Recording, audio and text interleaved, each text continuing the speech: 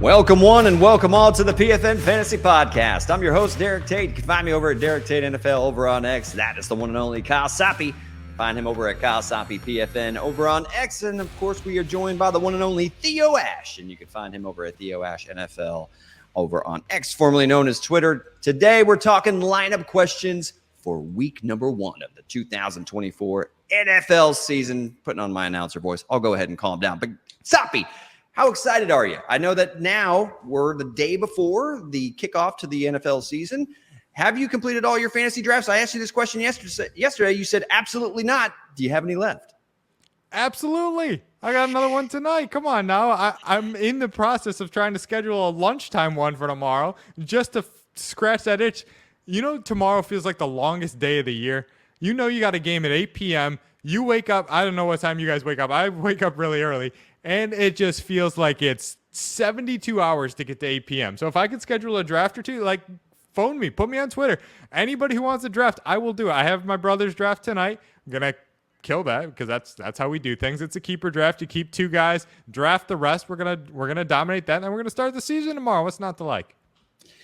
Well, I'll tell you what can expedite the process of feeling like it's a 72-hour day tomorrow. When you have 2 little girls that are a handful, and I've got to, practice my trail man coverage, chasing them around the house. Theo, I don't know about you. I'm equally as excited as Soppe, but I got roped into one of those like TD parlay bets, and I've got like a 13-1 for like 16 cents to win over $200,000. So I'm ready to go. Any DGen bets like that? I don't have anything too crazy right now. I think the only bet on week 1 that I have currently made is the Cardinals covering the spread versus the Bills. I saw in your bold picks. Didn't you have? They could win that game outright. I think they could win that game outright. I do. I mean, we'll see. But the spread is a little bit safer to bet on, I'd say. Of course. Yeah. Well, I've got the Bills and the Bengals as my survivor picks, and the contrarian pick is the Tampa Bay Buccaneers over the Washington Commanders. Go ahead and check all that stuff out over at ProFootballNetwork.com. Before we jump into our lineup decisions, of course, this is your first time coming across the podcast, go ahead and subscribe, leave us a review, click the bell so you get the notifications. We really appreciate all the love and support, but we're going to touch on real quick one player to stash on the waiver wires post your fantasy football draft. Soppe, I'll throw it to you first. If you have an IR spot, I think you can take advantage of it at this point. If there's a player that stands out to you and you have an extra spot on your roster, is there anybody that stands out on the waiver wire that's generally going undrafted that you want to go ahead and make sure you stash away on your bench? If you have an IR spot, I think it's malpractice not to use it at this point. What's the word? It's free money. Keaton Mitchell, put somebody like that on you don't even have to like them. It's just roster maximization. It's 101 there. But as far as active players, I like Isaiah Likely to potentially show out. That's Thursday. So if you're not listening to this before Thursday, I don't blame you. Michael Wilson plays on Sunday against the Bills. I think that game could get up and get going. It's been one of the 5 highest scoring games on the slate Sunday.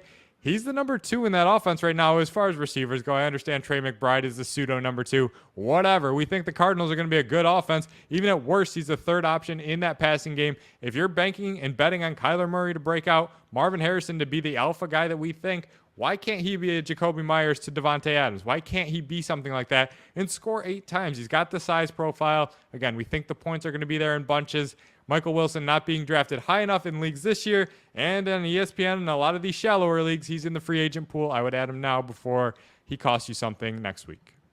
Hey, Mr. Wilson. No, I love that pick. If we're high on Kyler Murray in this Arizona offense, I do think a 3rd option could emerge behind the aforementioned Marvin Harrison and Trey McBride. Theo, any player way off the fantasy ranks? I know you've mentioned your love potentially for DJ Chark. Is there anybody else that stands as a good stash candidate entering the upcoming season?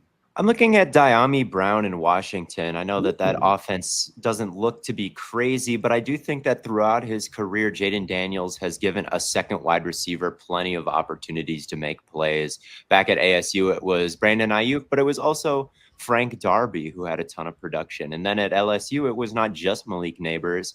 He also gave Brian Thomas Jr. a steady stream of looks downfield. I think Dyami Brown is the type of receiver that could really be maximized with Jaden Daniels. They traded Dotson away. There is a spot there now for a second guy to emerge. Like, I don't know if Dyami Brown will put up crazy numbers, but I could definitely see a world where he ends up being rosterable in fantasy and makes a ton of big plays. You know, the week 1 matchup, even against the Tampa Bay Buccaneers, no defense allowed more yards after the catch last year than the aforementioned Tampa Bay Buccaneers, which makes my heart a little bit sad, but it is worth taking a look at trying to find who the wide receiver 2 is potentially in this Washington offense, whether it is Dyami Brown, whether it is Noah Brown, or maybe even Luke McCaffrey. But I'll go ahead and pivot a little bit. I'm actually going to go to the opposite side. Jalen McMillan. I really like this kid's game out of Washington. He had a knee injury last year that kind of pushed his draft stock down the board because we saw the emergence of Jalen Polk, and obviously Rome Odunze is a stud. But Jalen McMillan, has a lot of formation versatility. I actually really like his curvilinear acceleration, being able to bend around opposing defenders, stack them when appropriate. He can win against man coverage, but he really destroys zone, and which is something that gets me very excited as a third complementary option in this new offensive scheme with Liam Cohen, who ran a lot of 11 personnel back at Kentucky. So all that being said, go ahead and stash those guys away on your bench. Also, Keaton Mitchell should be on your IR spot, period. End of story. With you on that one, Soppe. But speaking of Soppe, hey, we got some lineup decisions to make, and we've got some unsettled backfields to say the very least, which is always a bit of a mystery entering week 1 of the NFL season. And we'll start there in Pittsburgh, which this one can be even more muddied. The fact that Jaylen Warren suffered a hamstring strain, it does look like he is expecting to play in week 1 against the Atlanta Falcons. But how are you handling this backfield, Soppe, there in Pittsburgh? Yeah, and these are going to pretty much be stock answers for me. I'm a data guy, and we don't have any data on these backfields right now. So I'm going to need time to realistically feel good about anybody we go over in this show. But specifically with the Steelers, neither one of them's in the top 25 for me. They're both in that very fringe range of flex worthy. I mean, Atlanta gave up 5 rushing touchdowns, 5 last season to running backs. That wasn't just the best in the league. It was the best by an NFC team in a decade. I'm not sure that they're a great offense, but if this, or a great defense, but if this offense is holding the ball, we think Kirk Cousins will be able to move the ball a little bit. I don't see this being a big possession game for the Steelers, and I think you're flipping a coin with who gets it. I think Najee Harris probably gets the carries inside the 10. Jaylen Warren probably gets the looks in the passing game. I don't see either. I'm not confident either gives you RB2 numbers out of the gate. One of them will develop down the road. I will be starting them at some point this season. Week 1 ain't it. Thought I saw one prop play, though, for Najee Harris. It was like, over under 7 receiving yards. And I'll take the over on that all day, just because I don't know how that receiver room there in Pittsburgh is really going to shake out outside of George Pickens. But yeah, I'm still going to lean Warren. I've been high on them all offseason. And the Atlanta defense, Soppe, you already mentioned it. They gave up just an average of 16 fantasy points per game to opposing running backs. That was the 4th lowest in the league. So quietly was one of the stingiest units against opposing running backs. Theo, are you kind of in lockstep here? Are you going with Najee Harris, or do you like Jaylen Warren in this matchup? I think I like Jaylen Warren a little bit more. I'm interested to see the Arthur Smith revenge game here week 1. What does that look like? Is it trying to beat the Falcons with an 100% run rate? I don't know. I wouldn't put it past him. But yeah, I like Jaylen Warren. I think that he is the more talented back compared to Najee. Look at the numbers. Look at the tape. I think that Warren should eventually break through and maybe get a little bit more of the carries. But like Soppe is saying, week 1, it's kind of tough to tell exactly how things are going to shake out with a new offensive coordinator who's kind of famous for playing the power back before the more dynamic guy potentially. I think it is a tough call.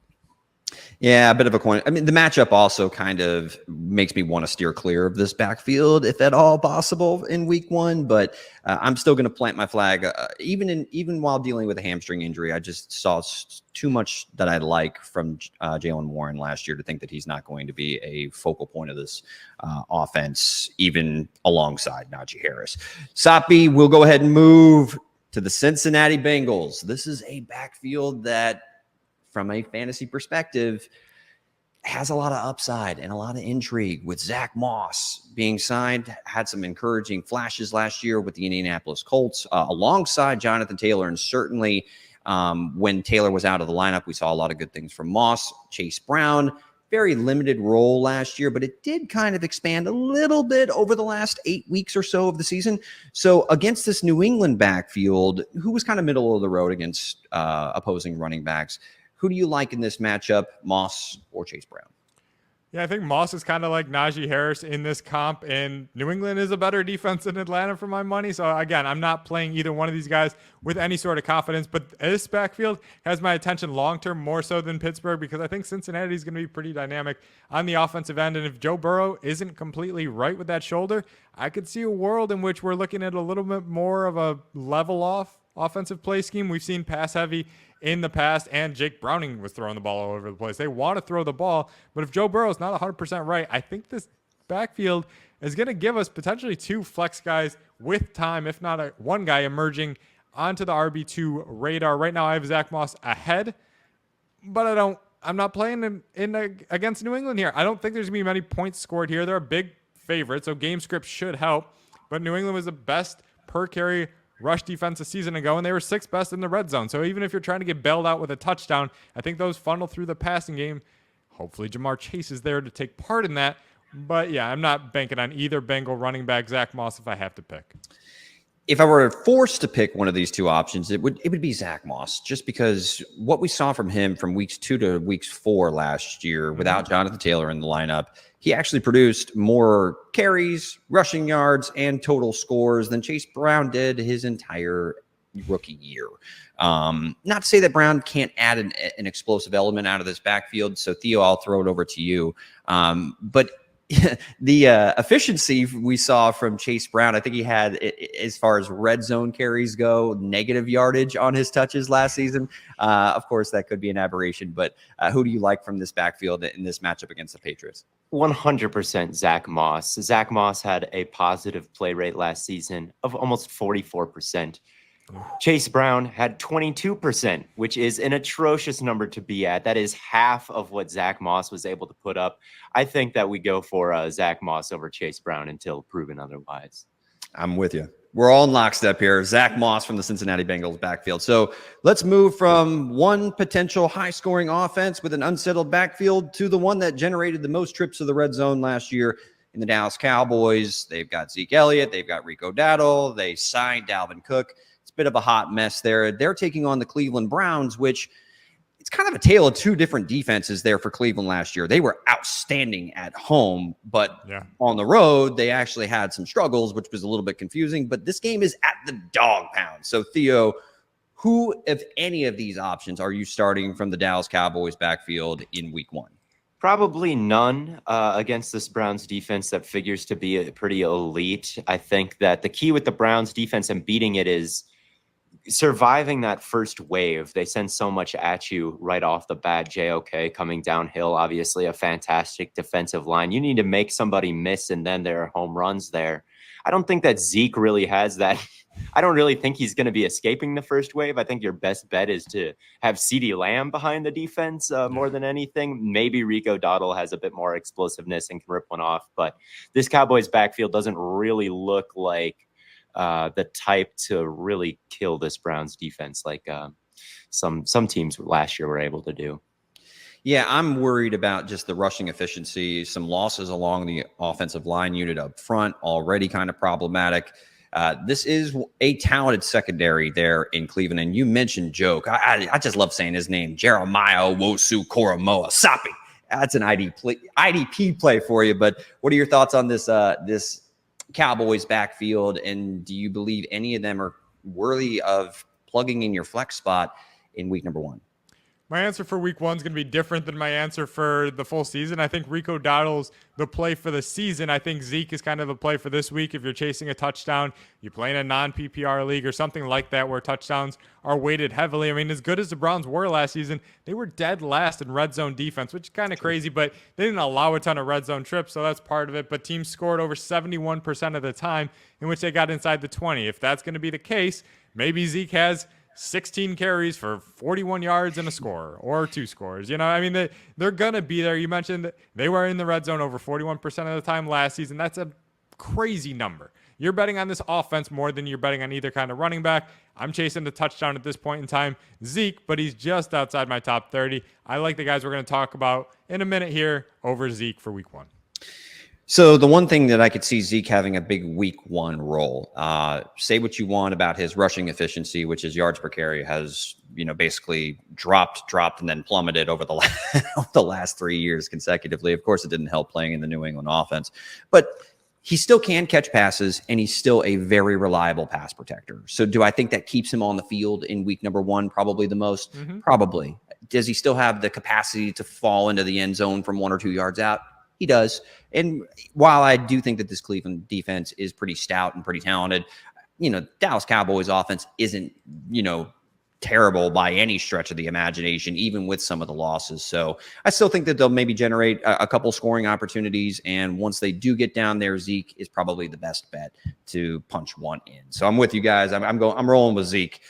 Let's move. We already talked about my Tampa Bay Buccaneers, and this unit, while they are leaky on the back end, Theo, they've been pretty stout against opposing rushing attacks, for the better part of like the last 5 years. And last year was no different. They averaged just giving up 93 rushing yards per game. And we're actually the third lowest, allowed the third lowest amount of fantasy points per game to opposing running backs. And right now they're facing off against the Washington Commanders offense that, is being retooled up front along the offensive line, to put it very kindly. And then they added Austin Eckler to join Brian Robinson. So of these two options in week number 1, who do you like in your flex spot from this Commanders backfield? Oh man, no one. I don't know. It's not a very good backfield in my opinion. I think Austin Eckler is pretty washed. I think that kind of showed through last year. He was in a pretty ideal situation. He was always able to put up numbers in LA. Then they just all kind of disappeared. So now going to the Commanders offense, are they supposed to come back? I just don't know. Brian Robinson is the guy I like more here, but he's not very elusive, playing a good front 4 with Vita Vea, obviously, as the centerpiece. Linebackers who fly downhill. I think Levante David is still very good at this point in his career. The Washington offensive line, not great. Maybe the kind of pick your poison aspect of Jaden Daniels in the offense can make things a little bit better and make Ryan Robinson, give him a little bit more space to work with. I don't know how, you might know better than me, how the Buccaneers have fared against running quarterbacks recently. I've never been an Eckler guy, so I just would avoid him at any point, really. So I would go with Brian Robinson. Soppe, I know you're a Brian Robinson guy. I know he's one of your dudes. So, I mean, this matchup against the Tampa Bay Buccaneers, though, one in particular, where a rookie quarterback is making his starting debut against a Todd Bowles defense. I do have my concerns of how Jaden Daniels is going to be able to handle the pressure when Todd Bowles inevitably dials up pressure on third down. But, with Brian Robinson potentially splitting work with Austin Eckler in week 1, do you feel confident putting Robinson in your flex spot against this Bucs defense? Not in week 1, but I'm going to use it as every excuse to keep piling on this bandwagon, keep driving it right to the championship, baby. I'm going to want people, we're going to be here in a week's time, and I'm going to be saying buy low on Brian Robinson. Even if you can't buy low after 1 week, whatever it is, Brian Robinson is going to be the guy in this backfield. My wife had her draft yesterday. Brian Robinson, Austin Eckler, both looking her right in the face. And she's like, I've heard you say Brian Robinson a lot. She looked me dead in the eyes and took Austin Eckler. Like it was the most disrespectful thing this woman's done to me. She's been in my life for 20 years. Like, that's most of my life here. She looked me dead in the eye. So I need to be right on Brian Robinson long-term here. But in week 1, this isn't for me. I mean, there was only one time a running back got to 20 points against Tampa Bay last season without crazy volume, without at least 24 touches. Even a stan for Brian Robinson like me isn't getting him anywhere near 24 touches. Both are out of my lineup. But yeah, darn well better go back to the well with Robinson over the next 2 weeks. He's got the Giants. He's got the Bengals. The production is coming, people, just not this weekend. So I I would like to go ahead and officially join the Soppe wife's fan club for intentionally disrespecting you, because that's funny. No, I'm kidding, Soppe. That's funny though. That's hilarious. I'm trying to stay away from both of these guys, if at all possible, in week one, just because of the matchup. And I do want to see exactly how Jaden Daniels performs and what this offense looks like with Cliff Kingsbury and a rookie quarterback under center. And I'm very interested to see, if anything, Eckler's maybe from a PPR standpoint, with the lack of a proven number 2 option, does maybe give me a little bit of a higher floor, but I want to start Robinson at all places over Eckler, and just not in this spot in week 1 against Tampa Bay. So we'll move to the Tennessee Titans. Tony Pollard was an offseason addition of the Tennessee Titans. This backfield joins Tajay Spears. They're going up against a Chicago Bears defense that, Theo, in 2022, they allowed over 150 rushing yards per game. They went from 31st in the league to 1st. All like a complete monumental turnaround, where this Bears defensive unit, spearheaded by, TJ Edwards and then Tremaine Edmonds as the linebacker duo, they only allowed 86 rushing yards per game last year. So do you want to, or feel confident taking a shot on either of these Titans running backs in your starting lineup? And if so, which one? Again, I think it's a no from me. I think the Titans offense has sneaky potential to be really, really bad, really bad. I don't like the way this offense is constructed the more I think about it. I think with Brian Callahan entering the fold, I think their pass rate could be kind of high. Their wide receivers are kind of old and slow. And Tony Pollard was kind of a massive disappointment last year. I think Spears intrigues me slightly more because of his elusiveness. He is a good tackle breaker. He is someone who excites me, I think, a little bit, just because we haven't seen him, where as Pollard, we have seen him and he kind of didn't do much in an ideal situation. So now I'm kind of off the bandwagon, but they did pay him, which makes it messy. The offensive line was atrocious last year. I liked the Cushenberry addition. I liked the Latham addition a decent amount, but a rookie in his first game and just one center, I don't know if it'll be enough to fix the problem here. I don't really know who to bet on. I don't know if the offense will score any points. This is a really good Bears defense. I would stay far away from the Titans backfield. I haven't drafted or really shown much interest in either of these two all off season, I think. I love Tajay Spears' game and saw flashes from him last year operating behind an aforementioned offensive line that really struggled last year, and looked spry and explosive in his complementary role to Derrick Henry. But Soppe, the fact that they brought in Tony Pollard, right? Does this mean that they, because of that potential degenerative knee issue that Spears was kind of diagnosed with entering the NFL, do we see the signing of Pollard as potentially them wanting to manage Spears' workload and maybe cap his weekly involvement? And this is just going to make this kind of a 50-50 split nightmare in Tennessee for 2024, including in week 1 against this stout Bears rushing defense? Yep. Yeah, in a big way. That's exactly what this is going to be. With the Bengals, I could see somebody taking over the lead role. With the Cowboys, somebody's going to take over that lead role. In Washington, you guys know how I feel about that. Somebody is going to take the lead role. I'm not that confident that anybody in Tennessee is ever going to take the lead role. I mean, you're looking at Tajay Spears, who was a compliment to Derrick Henry last season. Tony Pollard, who was finally given the keys to the car and dragged us all through the mud with them.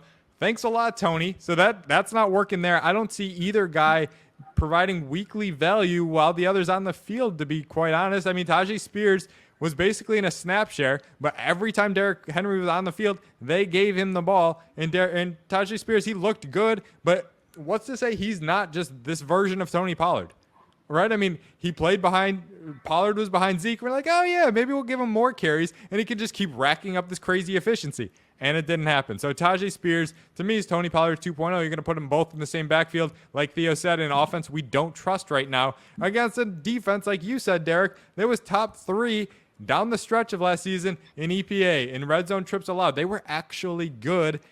To me, if I'm going to bet on this backfield, it's not going to be betting on this backfield. It's going to be betting on the Bears to cover in week 1. Very nice. Yeah, no, I'm staying far, far, far away from the Tennessee backfield in week 1 in this matchup. in particular. So I want to see how things shake out. I want to see how the snap count looks, touches, all that stuff between these two players before I deploy them into my flex spot. I think there's other options with similar upside that I'd rather go with than trying to figure out and throw a dart at this Titans backfield in week 1. Let's move to the wide receiver position. Soppe, I'll throw it back to you, and we'll stay in the same game. The Tennessee Titans group of receivers. This is exciting too. Going up against the Chicago Bears. I actually really like Jalen Johnson and Jaquan Brisker. They have some nice pieces in that Chicago secondary. But if this collection of receivers, like Theo already mentioned, they're kind of old and not exciting, but some competent veteran options in some capacity with Calvin Ridley and DeAndre Hopkins and Tyler Boyd. Who is the receiver that you want to start from this group in week 1? Yeah, I think Theo can get away with calling him old. Calvin Ridley's not 30 years old. Theo, by far the youngest of the bunch here. I can't call Calvin Ridley old, but I'm not giving up on him. But I'm starting just as many Titan receivers as I am running backs this week. I'm not going that direction. There's 3 Texans I'd rather. There's 2 Jaguars I'd rather play than any of the Titans. We'll see if this pass-heavy scheme comes to fruition, and maybe Calvin Ridley or Hopkins is an alpha target earner. We know that they can win down the field and provide big plays, but Will Levis had realistically, 37 good minutes last season? I'm not ready to bank on that to open my season with every receiver in my arsenal at my disposal. If we start getting into bye weeks and injuries and all that stuff, you might be able to sell it on me. Not in week 1. Will Levis is a lot of fun to watch. As long as you're not invested in his offense. Right, exactly. No, I can look at the highlights and get really and maybe try to convince myself that there's something there. And he's got a nice athletic profile, has a cannon of an arm. And certainly it looks as if in this deep quarterback class, they decided that they wanted to go ahead and move forward with Levis and invest in the offensive line with J.C. Latham.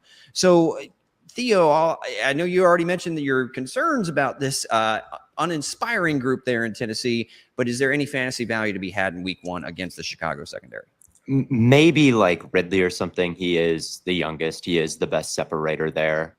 But all 3 of these receivers, Boyd, Hopkins, Ridley, they all saw massive fantasy opportunities last season. Boyd with T. Higgins and Chase banged up, saw more fantasy looks than you'd expect, didn't really pay him off. Same thing with D-Hop, is the only guy in Tennessee, really.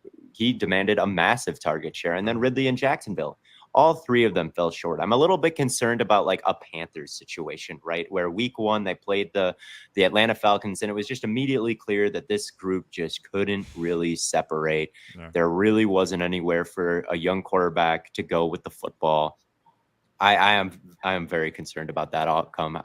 Now, Thielen did kind of emerge as kind of the most competent guy in the Panthers room, and he got peppered with targets. So maybe Ridley can step up in kind of that way. But again, week 1 against a really good defense, I think the Titans are going to struggle to score points and move the ball. Drawing that parallel between the Titans receiver room this year and the Panthers last year is an interesting one. Thielen did end up getting peppered with targets, but he was really the only other competent option because we didn't really see much from DJ Chark. We didn't really see much from Jonathan Mingo, who saw over 80 targets last year and basically did essentially nothing with them. D-Hop saw, I think, over 130 targets last year and still was pretty disappointing. I don't see that number going up with Calvin Ridley in town. So, whether it's week 1 against this Bears defense or just season long, I do have some concerns about this Titans receiver room in 2024. Soppe and Theo, you guys love the Green Bay Packers, and we got to try to figure out exactly which receiver we like the most.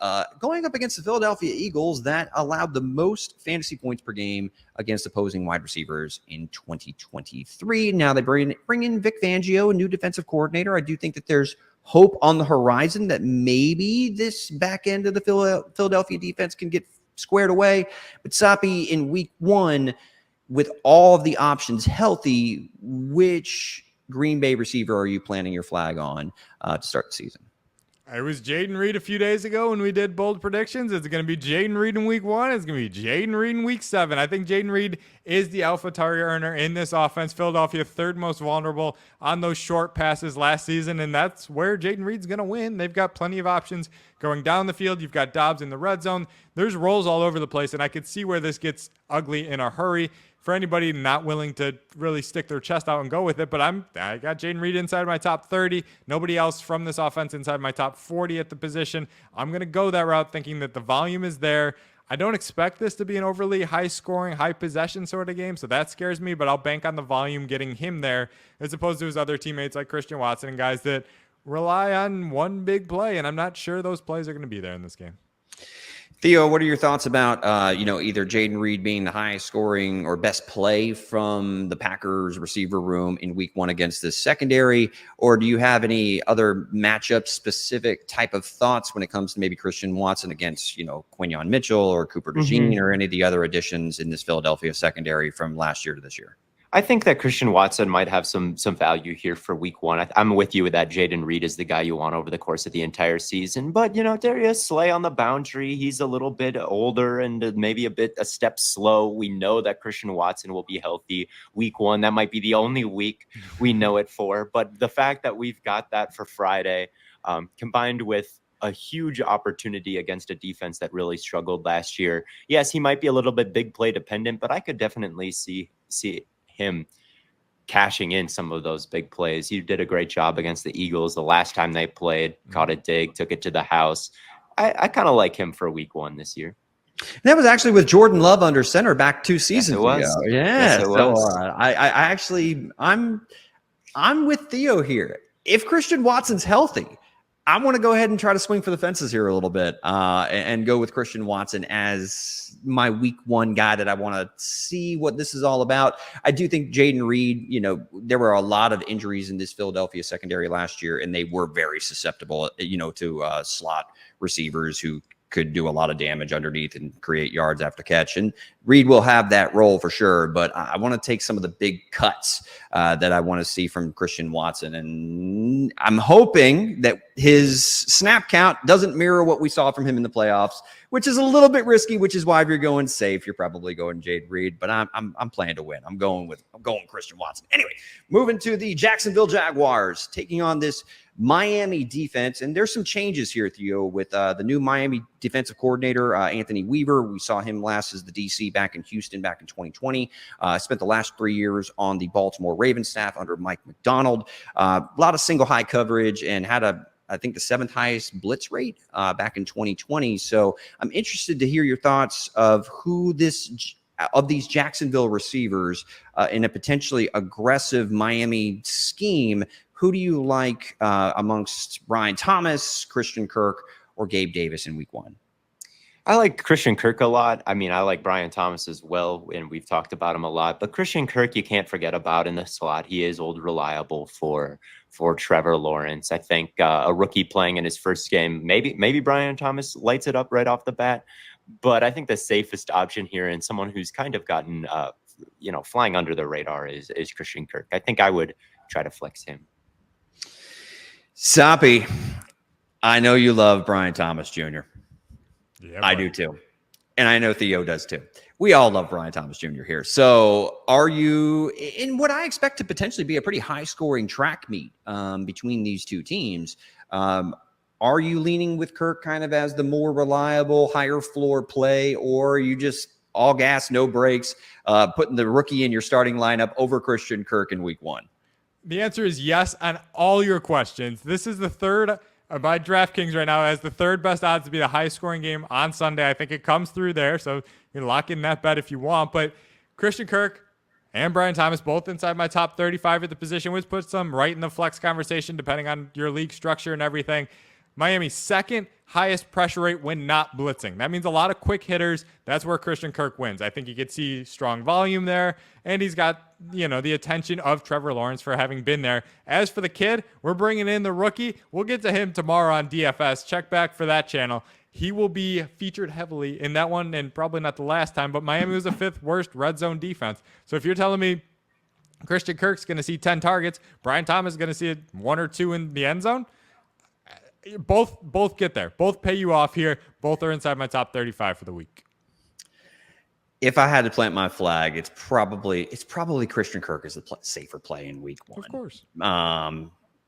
But I have a hard time, sitting Brian Thomas Jr. in this matchup. I do think it could be a high scoring affair. And if that's the case, Brian Thomas Jr. is the best big play weapon that this Jacksonville offense has. So I think I'm with you. They're both solid options. If forced to pick one, probably going Kirk.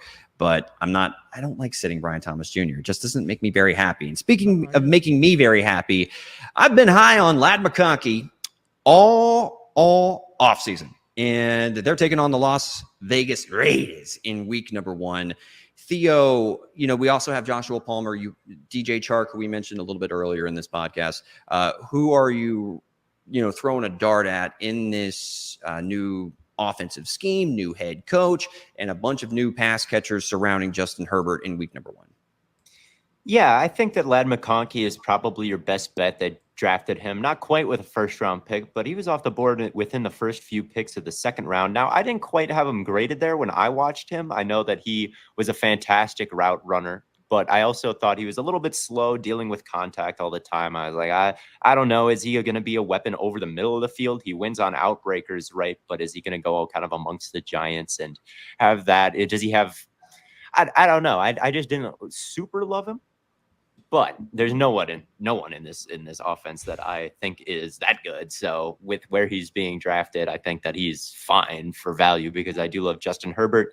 And I think history shows that if you have an elite quarterback, you can kind of invest in wide receiver in the second round, and they can, it doesn't really matter how I felt about them coming out of college. They're playing with Justin Herbert now, right? So I think that it's fine to throw a dart at Ladd. He is a good route runner, and there's no one really else. So if there is somebody, though, I kind of like – I'm intrigued by the tight end Will Dissly if you want a really, really, really deep tight end play. Will Dissly. I didn't know we were getting a Will Dissly mention on this one. I love it. Soppe, when it comes to this receiver room that's obviously – Joshua Palmer is probably the most familiar name and familiar with Justin Herbert, and it looks like he's going to be on the field quite often, whether it be in 11 or 2 wide receiver sets. So who are you rolling with out of this Chargers receiver room against the Raiders secondary? I think Theo kind of mentioned it with the Dissly stuff. Like, if you're going to go this route, you don't need to go this route in redraft. This is exactly why they created DFS. This is exactly what you're doing here. We don't know what Harbaugh is going to do in this offense. And for that matter, we don't know where the targets are going. So I'm steering clear realistically of this situation in redraft probably for a month, if not for the entire season. There's a world in which none of these guys provide consistent value to get into your flex spot, but there are certain things to like in this matchup. So if you're going the DFS route, you've got Palmer, like you mentioned, he's been in this offense. Vegas had the highest opponent red zone completion percentage. So if you're going to say a guy's going to get looks in close to the end zone and make, 4, 5, 6 targets work, it could be him. Ladd McConkey, you've been talking him up all preseason, and I don't hate that. Vegas had the lowest opponent ADOT. So if you're going to tell me a guy's going to get a ton of shallow looks, I don't think he's going to turn 10 targets into 120 yards or anything like that. But if he turns 10 targets into 8 catches, that's going to pay off in PPR leagues no matter what he does, yardage or touchdown-wise. So I think there is a path for all of these guys mattering in a DFS scenario. I think you're really, really playing it thin if you try to wedge him into a redraft league right now. I don't agree. No, I'm not going to get all emotional here, but look, the Las Vegas Raiders secondary last year and pass defense as a whole allowed the 3rd most yards after catch of any team in the league, just behind the Tampa Bay Buccaneers, as we mentioned earlier, and the San Francisco 49ers. What does McConkey do really, really well outside of run routes? He is a rack threat. He is a dangerous rack threat, and you can get him whether it's in the horizontal screen game, manufactured touches, or just working the middle of the field because he understands leverage, he understands zone, and his ability to create separation at the break point is impressive, to say the very least. I won't gush too much over it, but I also think he's going to factor into 2 receiver sets. I think he can play Z. Saw it at Georgia. I agree with the the physicality at the top of his stem, Theo. There are some concerns against, longer, more physical corners. If he's not able to set them up appropriately and get into his break, if they get their hands on him, he can struggle a little bit through contact, but he's just so lightning bug quick and sets people up so well that I think he's going to be able to create separation against his secondary. I don't see Nate Hobbs really giving him a lot of issues in the slot.